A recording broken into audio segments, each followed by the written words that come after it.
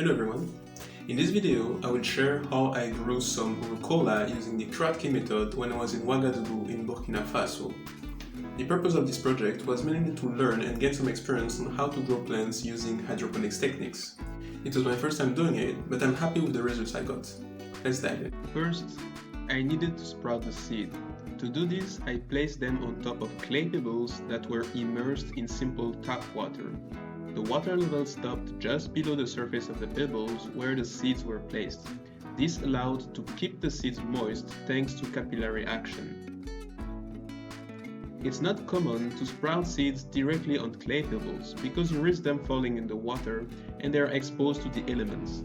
They are not protected like if they were in other substrate like rock wool, but it worked fine for me. I also placed this little system under a transparent plastic box that acted like a mini greenhouse. I kept an opening at the bottom for airflow and added water on the bottom trail to increase the humidity in the dome. I also misted every day during the first week to make sure the seeds would not dry out. This was a bit risky since I was in a hot climate. At first, I thought it would be too hot in there, but in the end, it turned out okay. On the fourth day, the seed's radicle, the baby roots, were clearly visible. That's the fun part of germinating on clay pebbles. You really see everything happening in front of you. On the fifth day, the embryo broke out of the shell, and we could see the cotyledons, or embryonic leaves, starting to reach up towards the light. On the ninth day, the embryonic leaves were fully out, and the sprouts kept on growing.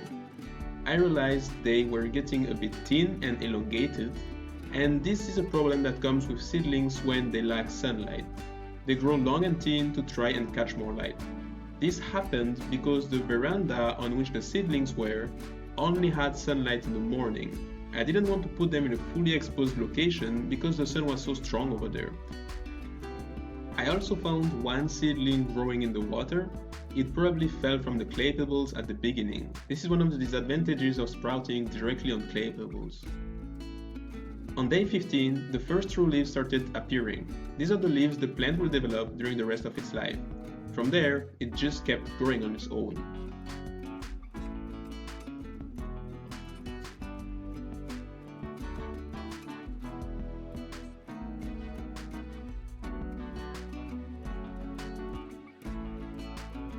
At some point the water ran out, so I refilled halfway, leaving some space for the top roots to breathe.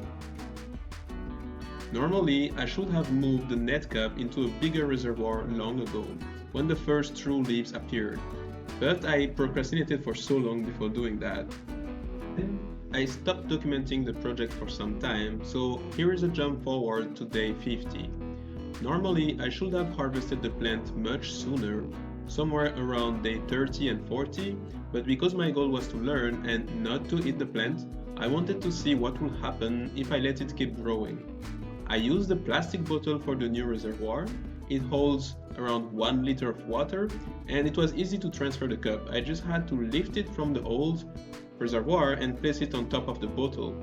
Inside the reservoir was a nutrient-rich solution I mixed. Unfortunately, I didn't document the making of the nutrient solution, but I had no idea what I was doing anyway, so you'll be better off by checking other videos on the topic. I had to refill the reservoir twice, because the air was so dry and hot that there was a lot of evaporation. In addition, the plant itself was pumping a lot of water. If I had to do it again, I would add a mulch layer on top of the net cup to prevent the evaporation, because in the end it also dried up the roots of the plant that were in the air pocket inside the bottle. This air pocket should have had high humidity levels for the root to breathe properly, but I underestimated the dryness of the sub-Saharan climate. I stopped the project on day 61. The plant still looked nice and green, but it was too late to eat it. When arugula leaves become so old, they are bitter and not very tasty, so I just appreciated the nice look of the system. This is it for this project. I hope you enjoyed it and that the experience taught you something. If you haven't done it before, you can try it for yourself and see what your results are. Next time I will document with more details the step-by-step process on how I set up the system, so you can redo the exact same thing, because on this one there was a lot of holes, especially the big gap between I think day 20 and day 50. But overall I'm satisfied with the project. That's what I wanted, really, to learn how to grow arugula, since it was the first time I'm just starting out. So I'll be building up on that by trying different leafy greens and different hydroponic systems. So stay tuned to see this project happen, and in the meantime try things for yourself, put some practice in, read some things about plants, eat them, enjoy, have fun, and I will see you next time. Bye bye.